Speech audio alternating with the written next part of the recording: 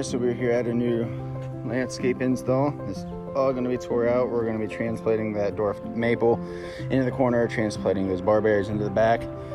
But Jacob right now is cutting in our new garden beds. You can see we got the sod cutter going. It's all going to be new garden bed. I'm going to go get plant material now while he's getting this all knocked out.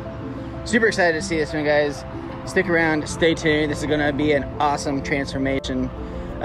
We're also going to be doing landscape lighting here as well. So yeah, excited to see this project complete. All right, so we got this front area in here. We'll still have to get rid of what's back there, but good bit done today.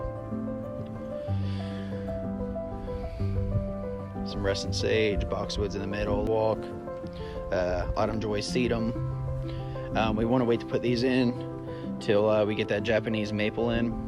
So we have hostel here up front, little lemon thread cypress, I believe, and some more Russet sage, hydrangea. We're gonna have hydrangea there on the back as well, and then we have a columnar going in right there. So super excited. Got a lot done today. Time to go.